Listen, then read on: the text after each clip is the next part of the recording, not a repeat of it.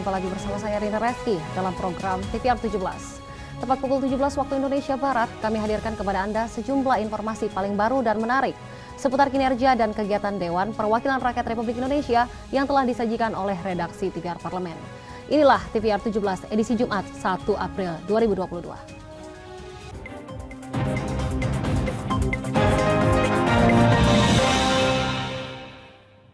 Komisi 5 DPR RI mengapresiasi pembangunan Desa Wisata Karangrejo dan Sarana Hunian Pariwisata atau SAR Hunta di kawasan wisata Candi Borobudur. Kinerja pemerintah desa di Karangrejo diakui dapat dijadikan contoh untuk membangun desa wisata lainnya.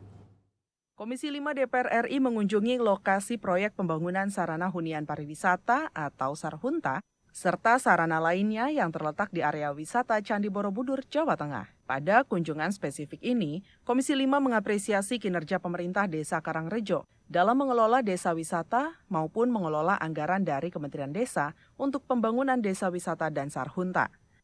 Anggota Komisi 5 DPR RI Bambang Hermanto mengakui, Desa Karangrejo patut dicontoh oleh desa-desa lain, terutama dalam hal menciptakan desa wisata yang berkelanjutan. Desa Karangrejo ini adalah desa yang memang patut dicontoh oleh desa-desa yang lain. Tadi saya bertanya mengenai bagaimana cara mengelola dana desa, kemudian bagaimana juga cara mengelola desa wisata. Tadi disampaikan oleh Pak Lurah bahwa dana desa yang mereka peroleh dari Kementerian Desa tentu ini sesuai juknis yang ada di aturan dana desa. Sementara itu, anggota Komisi 5 DPR RI Sujadi mengimbau seluruh stakeholder untuk membangun desa wisata di kawasan-kawasan wisata lainnya di seluruh Indonesia. Dengan pembangunan desa wisata dan sarana hunian pariwisata, diharapkan akan menarik lebih banyak turis untuk berkunjung ke Indonesia dan pada akhirnya akan menambah pendapatan devisa negara. Sarana hunian wisata itu sifatnya given, artinya untuk mempercepat daya tarik wisata perlu desa-desa itu dibantu, dibangun, direhab, direnovasi, direvitalisasi supaya nanti bisa untuk jadi homestay, untuk nginap komplit seperti hotel. Dari Jawa Tengah, Kristio Handoko, TVR Parlemen melaporkan. Kita beralih ke berita selanjutnya. Badan Legislasi DPR RI telah melakukan harmonisasi terhadap kajian rancangan Undang-Undang Konservasi Sumber Daya Alam Hayati dan Ekosistemnya atau KSDAHE yang dinilai sudah perlu diperbarui secara substansi dan yuridis. Badan Legislasi DPR RI telah melakukan harmonisasi terhadap kajian rancangan Undang-Undang Konservasi Sumber Daya Alam Hayati dan Ekosistemnya atau KSDAHE yang dinilai sudah perlu diperbarui secara substansi dan yuridis. Bersama tim pengusul dari Komisi 4 DPR RI, Balek menyetujui rancangan undang-undang ini segera dibahas agar konservasi sumber daya alam Indonesia lebih terjaga. Dalam rapat pleno di Gedung Nusantara 1 DPR RI, anggota Balek DPR RI Firman Subagio menilai, Undang-Undang KSDAHE sudah waktunya diperbarui. Apalagi isu konservasi alam sudah menjadi perhatian global. Strategi konservasi di Indonesia perlu terobosan untuk memperkecil pelanggaran di lapangan. Dengan adanya pandemi dan sebagainya, kemudian gejolak ekonomi global yang demikian rupa, mungkin perlu terobosan-terobosan kalau undang-undang nanti jangan sampai setelah diundangkan tidak bisa dijalankan karena tidak ada anggaran. Wakil Ketua Komisi 4 DPR RI, Dedi Mulyadi, menegaskan revisi Undang-Undang KSDAHE sangat penting karena pasal-pasal terkait perlindungan konservasi dan ekosistem sudah kadaluarsa. Selain itu, sangat lemah untuk menimbulkan efek jera bagi pelaku pembalakan liar dan perusakan kawasan hutan. Dedi berharap rancangan undang-undang ini bisa menambah kewenangan kementerian terkait agar lebih efektif dalam mencegah perusakan ekosistem dan konservasi. Orang-orang yang cukup kuat kalau undang-undangnya lemah makin seneng dong, ya kan? Undang-undangnya kuat aja mereka masih bisa cari akal karena mereka punya segalanya kan. Tetapi kita ini hidup ini tugasnya adalah berusaha. DPR RI menilai kawasan hutan lindung sudah semakin tergerus kebutuhan pemukiman dan industri sehingga mengancam hewan dan tumbuhan di dalamnya. Jika tidak ada pencegahan, dikhawatirkan semakin banyak hewan menyerang kawasan pemukiman karena terdesak dari habitatnya. Amita dan Ridwan, TVR Parlemen melaporkan. Revisi Undang-Undang Sistem Pendidikan Nasional atau Sisdiknas masih dalam tahap perencanaan sebelum diajukan di DPR RI. Namun, RUU ini ramai diperbincangkan publik mengenai hilangnya frasa madrasah dari draft RUU Sisdiknas. Anggota Komisi 10 DPR RI meminta Kemendikbudristek memasukkan frasa madrasah dalam salah satu pasal, bukan hanya dicantumkan di bagian penjelasan. Revisi Undang-Undang Sistem Pendidikan Nasional atau Sisdiknas masih dalam tahap perencanaan sebelum diajukan di DPR RI. Namun, ramai diperbincangkan publik mengenai hilangnya frasa madrasah dari draft rancangan Undang-Undang Sisdiknas. Anggota Komisi 10 DPR RI meminta Kemendikbudristek memasukkan frasa madrasah dalam salah satu pasal, bukan hanya dicantumkan di bagian penjelasan. Di Gedung Nusantara 1 DPR RI, Nur Purnamasidi mengatakan suatu undang-undang haruslah mencerminkan kebutuhan masyarakat dan mengandung kajian sosiologis dan psikologis. Hilangnya frasa madrasah dalam draft rancangan Undang-Undang Sisdiknas dinilai kurang tepat. Komisi 10 DPR RI akan segera membahas dan mengkaji hal ini dengan Kemendikbudristek sehingga tidak menjadi polemik dan mencegah timbulnya masalah baru di dunia pendidikan Indonesia. Kalau sesuatu tidak ditempatkan dalam batang tubuh, maka seringkali kalau itu hanya muncul di penjelasan, di peraturan-peraturan berikutnya itu akan sangat berpotensi untuk hilang. Karena nggak ada mandatori dalam undang-undang kan gitu. Di batang tubuhnya nggak menjadi mandatori. Sehingga boleh nggak disebut di dalam misalnya permennya atau di apa segala macam itu. Aturan turunannya boleh saja tidak lagi menggunakan kalimat madrasah. Nah ini kan bahaya. Dikutip dari sejumlah portal berita, Kepala Badan Standar Kurikulum dan Asesmen Pendidikan Kemendikbudristek, Anindito Aditomo menyatakan, tidak hanya madrasah, bentuk satuan pendidikan lainnya juga tidak disebutkan di batang tubuh rancangan Undang-Undang Sisdiknas, melainkan dicantumkan di bagian bawah atau bagian penjelasan. Hilman dan Kristio, TVR Parlemen, melaporkan.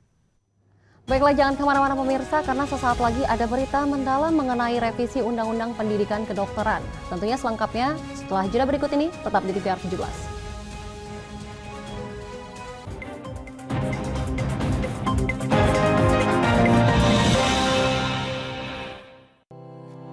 Tugas dan fungsi DPR RI sangat penting bagi negeri ini sebagai pengemban amanat rakyat.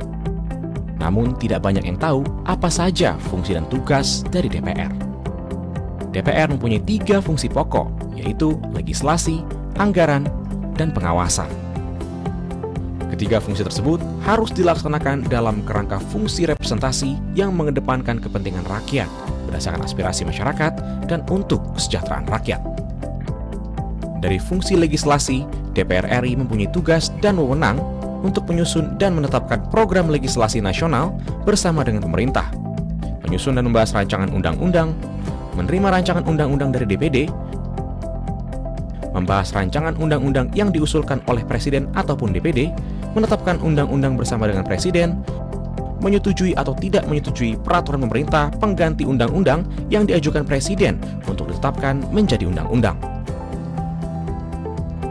Sementara, fungsi anggaran membahas dan memberikan persetujuan atau tidak memberikan persetujuan terhadap rancangan undang-undang tentang APBN yang diajukan Presiden, memperhatikan pertimbangan DPD atas rancangan undang-undang tentang APBN dan rancangan undang-undang terkait pajak, pendidikan, dan agama, menindaklanjuti hasil pemeriksaan atas pengelolaan dan tanggung jawab keuangan negara yang disampaikan oleh BPK, memberikan persetujuan terhadap pemindahantanganan aset negara maupun terhadap perjanjian yang berdampak luas bagi kehidupan rakyat yang terkait dengan beban keuangan negara. Dan fungsi pengawasan, melakukan pengawasan terhadap pelaksanaan undang-undang, APBN, dan kebijakan pemerintah, membahas dan menindaklanjuti hasil pengawasan yang disampaikan oleh DPD terkait pelaksanaan undang-undang mengenai otonomi daerah, pembentukan, pemekaran, dan penggabungan daerah, pengelolaan sumber daya alam dan sumber daya ekonomi lainnya, pelaksanaan APBN, pajak, pendidikan, dan agama. Terima kasih.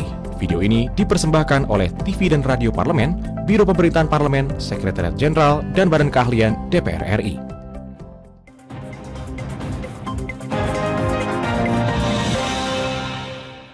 Kembali di TVR 17, dalam paripurna September 2021 lalu, DPR RI telah menyepakati revisi Undang-Undang Nomor 20 Tahun 2013 tentang Pendidikan Kedokteran atau Dikdok menjadi RUU inisiatif DPR RI. Revisi Undang-Undang Pendidikan Kedokteran juga masuk dalam prolegnas prioritas tahun 2022. DPR RI memandang Undang-Undang Pendidikan Kedokteran perlu penyempurnaan agar bisa mengatasi sejumlah masalah terkait SDM dokter di Indonesia saat ini. Simak liputan mendalam yang telah dirangkum oleh tim redaksi TVR Parlemen berikut ini. Dalam rangka pembahasan revisi Undang-Undang Dikdok beberapa waktu lalu, Badan Legislasi melakukan kunjungan kerja ke beberapa daerah untuk menyerap masukan dan pandangan dari berbagai pihak. Dalam pertemuan di Sorong, Papua Barat, akademisi Fakultas Kedokteran Universitas Papua Barat memberi masukan kepada Balik DPR RI agar mengatur distribusi dan pemenuhan tenaga medis di wilayah terdepan, terluar, tertinggal, atau 3T dalam rancangan Undang-Undang Dikdok. Anggota Balik DPR RI Bukhari sepakat perlunya mengatur distribusi tenaga medis di wilayah 3T, termasuk Papua dan Papua Barat dalam rancangan Undang-Undang Dikdok. Aturan penempatan bagi mahasiswa kedokteran penerima beasiswa perlu dibuat agar kebutuhan dokter di setiap wilayah di Indonesia terpenuhi. Dengan beasiswa yang didukung oleh APBN, itu mereka setelah selesai ya harus siap ditempatkan di daerah di mana menjadi prioritas oleh pemerintah daerah itu. Dengan demikian dalam waktu yang tidak terlalu lama, dalam waktu misalnya 10 tahun saja, maka untuk pemenuhan dokter maupun dokter spesialis di daerah tertinggal, di daerah termiskin dan terluar itu akan relatif bisa terpenuhi dengan baik. Di Bali, dalam pertemuan dengan gubernur, ID provinsi, dan para akademisi dari beberapa universitas kedokteran yang ada di Bali, Balik DPR RI menerima masukan terkait perlunya penyederhanaan dan kepastian penyelenggaraan uji kompetensi profesi dokter dalam rancangan Undang-Undang Dikdok. Uji kompetensi diharapkan tidak menjadi penghambat para dokter untuk mengabdi di masyarakat. Anggota Balik DPR RI Iketut Karyasa mengatakan, pandemi COVID-19 yang dialami Indonesia mengajarkan peranan dokter dan tenaga kesehatan sangat dibutuhkan. Selama ini, rasio dokter dengan jumlah masyarakat masih sangat jauh, apalagi untuk wilayah 3T. Untuk itu, penyederhanaan uji kompetensi profesi dokter juga perlu menjadi perhatian. Rancangan Undang-Undang Dikdok diharapkan bisa menjadi regulasi yang menciptakan SDM dokter yang berkualitas. Kalau terus sistemnya seperti ini nanti seperti adanya COVID ini kita kelabakan. Nah, sehingga uji kompetisi ini mungkin ada tapi harus disederhanakan, diatur dalam undang-undang sehingga tidak menghambat daripada mahasiswa. Kemudian tentu untuk lebih cepat menciptakan SDM, tapi pada intinya tetap keselamatan manusia itu menjadi prioritas. Sementara anggota Balik DPR RI Kurniasih Mufidayati menyoroti masih banyaknya praktek ilegal di dunia kesehatan yang sangat merugikan masyarakat sehingga uji kompetensi profesi dokter dinilai perlu tetap diberlakukan. Namun, jangan sampai menurunkan minat dan semangat generasi muda bangsa untuk menjadi seorang dokter. Oleh karena itu, penyederhanaan dan kewenangan uji kompetensi profesi dokter perlu diatur dalam rancangan Undang-Undang Dikdok. Betapa penting seorang dokter itu memahami betul ya, artinya ada kompetensi khusus yang tidak dimiliki oleh kompetensi yang lain ya, artinya profesi yang lain. Dan kalau dokter ini kan profesi yang menyangkut keselamatan jiwa rakyat nih, jiwa masyarakat, jiwa pasien gitu, dan ini harus menjadi lebih berhati-hati gitu ya terkait dengan ketika uji kompetensi ini mau tetap dimasukkan atau akan ditiadakan gitu ya, dengan semangat memudahkan sebenarnya ya. Sementara dari kunjungan ke Sumatera Utara, anggota Balik DPR RI Arteria Dahlan menyampaikan salah satu hal yang perlu diatur dalam revisi Undang-Undang Dikdok adalah biaya pendidikan kedokteran yang harus diamanatkan pengaturannya melalui peraturan pemerintah. Selama ini, biaya pendidikan kedokteran dinilai sangat mahal, sehingga hanya bisa diakses masyarakat kalangan ekonomi tertentu. Selain itu, rekrutmen dan beasiswa mahasiswa kedokteran perlu dibuat secara proporsional dan memberikan kuota khusus bagi pelajar di wilayah 3T. Kebijakan tersebut diharapkan bisa mendorong distribusi dokter di wilayah 3T menjadi lebih baik. Biaya pendidikan kedokteran ini nggak masuk akal. orang miskin nggak bisa jadi dokter. Sama saya bilang sama ini, anak-anak Apol ini kalau nggak anak jenderal, pastinya anak orang kaya. Dokter pun begitu. Balik DPR RI berharap melalui revisi Undang-Undang Dikdok memberikan peluang bagi masyarakat miskin bisa masuk sekolah kedokteran dan menjadi dokter, sehingga mewujudkan pemerataan dokter di seluruh Indonesia hingga ke wilayah 3T. Tim Liputan TVR Parlemen melaporkan. Baiklah, jangan kemana-mana pemirsa, karena sesaat lagi kami hadirkan kepada Anda wawancara dengan anggota Komisi 3 DPR RI terkait maraknya penangkapan terduga terorisme oleh tim Densus 88 yang terjadi belakangan ini. Informasi sesaat lagi, tetap di TVR 17.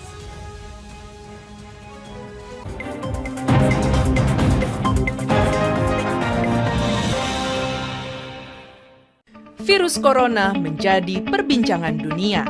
Beberapa negara sudah terjangkit. Ribuan orang di Indonesia terkena virus ini. Kita perlu antisipasi dengan melakukan hal berikut. Cuci tangan dengan sabun dan antiseptik. Gunakan masker atau penutup mulut saat bersin dan batuk. Masak telur dan daging hingga matang. Hindari kontak dengan hewan.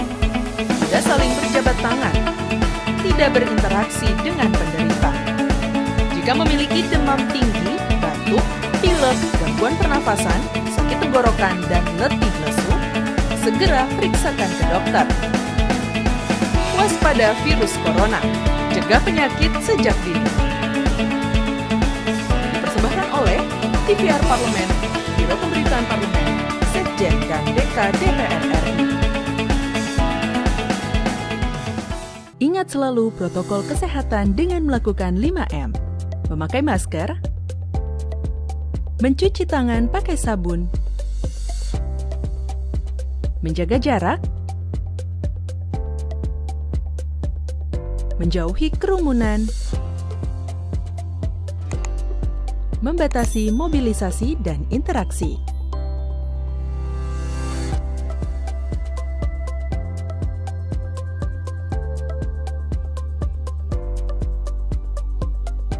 Dipersembahkan oleh Biro Pemberitaan Parlemen, Sekretariat Jenderal DPR RI. DPR RI memiliki fungsi diplomasi dalam menjalankan politik luar negeri sesuai dengan pasal 116 Undang-Undang MD3. Kontribusi aktif BKSAP DPR RI memainkan peranan penting dalam memenangkan persaingan global melalui IPU, IPA, IPPF, AIPA, dan PUIK. BKSAP memiliki komitmen yang tinggi dalam krisis kemanusiaan dunia. Fungsi diplomasi dijalankan untuk mendukung upaya pemerintah dalam melaksanakan politik luar negeri.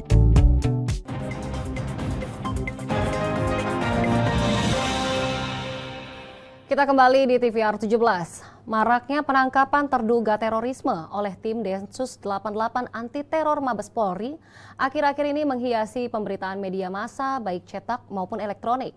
Masyarakat diminta untuk waspada dengan gerakan paham radikalisme tersebut. Mulai dari peristiwa penembakan terhadap tersangka Dr. Sunardi di Sukoharjo, tertangkapnya residivis teroris di Tangerang Selatan, hingga yang terbaru penangkapan 16 terduga teroris di Sumatera Barat.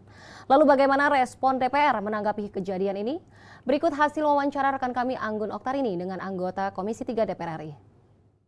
Ya pemirsa, saat ini saya sedang bersama dengan salah satu anggota Dewan dari Komisi 3 DPR RI, Bapak Nasir Jamil dari fraksi PKS. Apa kabar Bapak? Kabar baik. Ya Bapak, tadi kita melihat bahwa ada beberapa informasi terkait dengan penangkapan di Sumbar Pak. Ini dari tanggapan DPR RI sendiri menanggapi hal tersebut bahwa sudah mulai terorisme ini kembali marak. Apa yang dilakukan oleh DPR RI Pak? Ya, saya membaca penangkapan anggota jaringan organisasi teroris ya di Sumatera Barat, dan tentu saja saya sedikit kaget karena jumlahnya juga tidak sedikit.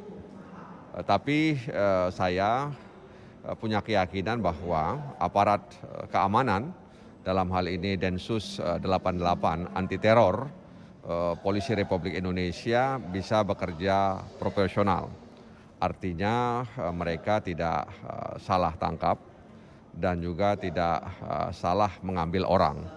Sebab dalam Undang-Undang Nomor 5 Tahun 2018 tentang tindak pidana terorisme, kita sangat menekankan itu agar dalam penangkapan atau dalam upaya untuk memburu anggota-anggota terorisme, maka pendekatan hak asasi manusia juga harus dikedepankan. Sehingga ada keseimbangan antara penegakan hukum dengan perlindungan terhadap hak asasi manusia. Oleh karena itu kepada Densus 88 anti teror, maka kami punya harapan agar bisa menjelaskan secara transparan kepada publik, dan tentu saja penjelasan ini yang bisa disampaikan. Sebab tentu saja ada proses penyelidikan, ada proses penyidikan terkait dengan penangkapan orang-orang yang diduga masuk dalam jaringan organisasi terorisme Jamaah Islamiyah.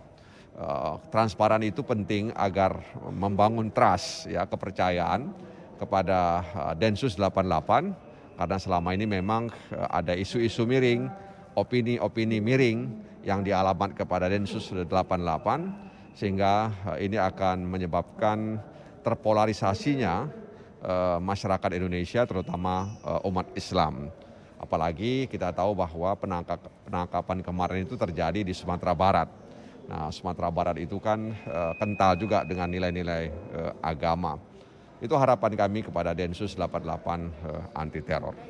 Pak, ini dan kita menyambung lagi bahwa di Jabodetabek ini juga ada jaringan yang tertangkap kembali, Pak. Dan justru targetnya adalah DPR RI sendiri, beberapa anggota Dewan bahkan menjadi target utamanya. Ini bagaimana, Pak? Apakah sudah ada tindakan lanjut dari Komisi 3? Iya, sebenarnya setiap pejabat negara itu kan diharapkan memiliki pengaman. Apakah pengamannya dilakukan secara internal maupun dari eksternal. Artinya ada aparat yang mendampingi pejabat negara tersebut, sehingga pejabat negara itu merasa aman dalam melaksanakan tugas-tugas kenegaraannya. Nah, karena itu ketika tertangkapnya beberapa orang yang diduga masih jaringan organisasi teroris yang kemudian ingin katakanlah mengebom gedung DPR, kemudian juga ingin mencelakakan anggota DPR, saya pikir ini juga satu alarm yang harus disikapi secara serius oleh pimpinan DPR RI, sehingga kemudian anggota DPR tidak dibayang-bayangi oleh kekhawatiran dan ketakutan akibat informasi yang kita sebutkan tadi itu. Baik, terima kasih Pak Nasir Jamil atas waktunya. Pemirsa, tadi kita baru melihat ada beberapa penjelasan. Di sini memang tetap dari Komisi 3 DPR RI melakukan upaya-upaya agar tidak menjadi satu hal yang besar terkait dengan terorisme di Indonesia, dan artinya DPR RI tetap berjuang untuk tetap melindungi masyarakat Indonesia. Saya Anggun Oktar ini kembali ke studio. Ya, itu tadi laporan dari rekan kami Anggun Oktar ini dengan anggota Komisi 3 DPR RI Muhammad Nasir Jamil terkait maraknya kasus terorisme di Indonesia. Berikutnya kita akan beralih ke segmen media nasional yang menyoroti isu-isu aktual dan terkini serta tanggapan dari Dewan Perwakilan Rakyat Republik Indonesia. Usai jeda sesaat lagi, tetap di TVR 17.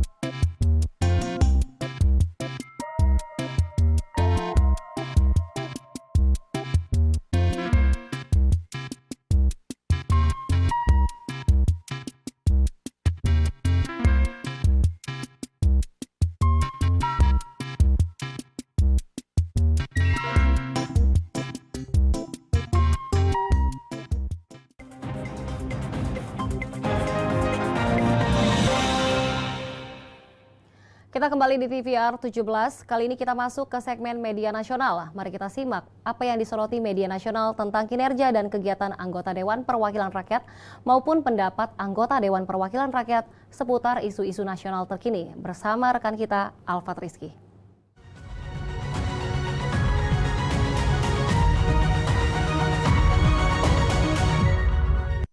Baik, terima kasih Rini. Pemirsa yang ada dimanapun Anda berada, pada sore hari ini kita akan melihat apa-apa saja nih yang menjadi kabar dari headline media online yang menyoroti terkait dengan kinerja maupun informasi-informasi seputar anggota DPR RI. Yaitu pada hari ini ada kabar seluruh fraksi di DPR yang mendukung adanya revisi Undang-Undang Narkotika. Seperti yang dapat Anda lihat di layar kaca nih pemirsa, bahwa seluruh fraksi di DPR RI mendukung revisi Undang-Undang Narkotika. Sikap 9 fraksi tersebut disampaikan dalam rapat kerja Komisi 3 DPR RI dengan Menteri Hukum dan HAM pada Kamis 31 Maret lalu. Nah pemirsa, setelah disepakati, seluruh fraksi DPR memutuskan membentuk panitia kerja atau panja untuk membahas rancangan undang-undang tentang perubahan kedua atas Undang-Undang Nomor 35 Tahun 2009 tentang narkotika. Seluruh anggota Komisi 3 DPR RI juga menyatakan setuju untuk dibentuk panja RUU Narkotika dan Pangeran Hairul Saleh sebagai ketuanya. Komisi 3 DPR lantas menyerahkan daftar inventarisasi masalah atau DIM RUU Narkotika kepada pemerintah. DIM tersebut yang berjumlah 360 poin tersebut terdiri dari DIM yang bersifat tetap sebanyak 66, kemudian dari redaksional sebanyak 13, penjelasan sebanyak 10 poin, 178 substansi dan 93 substansi baru. Selain dari pandangan dari DPR RI, ada juga pandangan nih pemirsa dari Menteri Hukum dan HAM, yaitu Yasona Lauli yang mengungkapkan saat ini jumlah penyalahgunaan dan peredaran gelap narkotika semakin meningkat. Dengan mempertimbangkan kualitas dan kuantitas aparat penegak hukum, serta kapasitas lapas, pemerintah ingin mengutamakan penguatan pencegahan dalam menangani penyalahgunaan dan peredaran gelap narkotika. Pemirsa, mari kita berlanjut ke informasi selanjutnya, yaitu terkait dengan DPR yang mendukung program Kementerian Agama yang mengeluarkan 10 juta sertifikat halal bagi pelaku usaha mikro dan kecil. Menteri Agama Indonesia, pemirsa, seperti yang dapat Anda lihat kembali di layar kaca, bahwa Yakut Holil Qomas ini menargetkan 10 juta produk usaha mikro kecil atau UMK mendapatkan sertifikasi halal dari Kementerian Agama, yaitu melalui program sertifikasi halal gratis atau Sehati sepanjang tahun 2022. Yakut mengklaim program Sehati untuk mencapai 10 juta produk bersertifikat halal itu sebagai terobosan yang penting yang akan membawa banyak implikasi positif. Komisi 8 DPR RI pun menyampaikan dukungan atas program tersebut. Salah satunya nih pemirsa, yaitu dari Ketua Komisi 8 DPR RI, Bapak Yandri Susanto yang menegaskan tidak ada alasan untuk tidak mendukung program yang digagas oleh BPJPH ini. Untuk itu, Yandri mengajak semua pihak untuk bergandengan tangan dan juga menurutnya untuk mencapai target 10 juta produk halal UMK diperlukan kerjasama antar semua lini, baik dari DPR, kemudian ada dari kementerian lembaga, perguruan tinggi, organisasi masyarakat Islam, dan pihak-pihak lainnya. Baik pemirsa, itu tadi sorotan media online pada hari ini mengenai seluruh fraksi di DPR yang mendukung adanya revisi Undang-Undang Narkotika. Dan juga tadi informasi kedua ada terkait dengan DPR RI yang mendukung program sertifikasi halal dari Kementerian Agama. Terima kasih dan kembali ke Rini.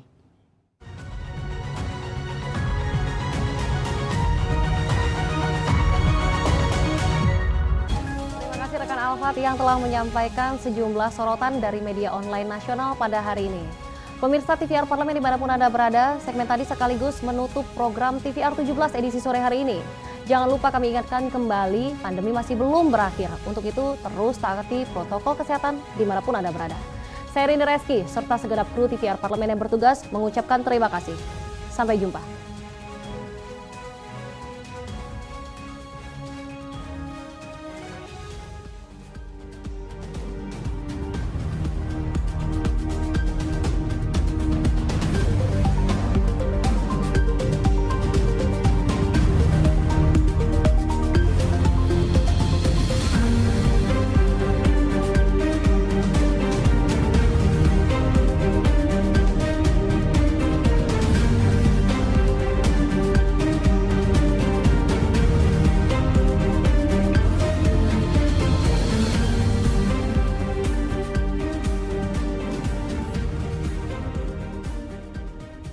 Badan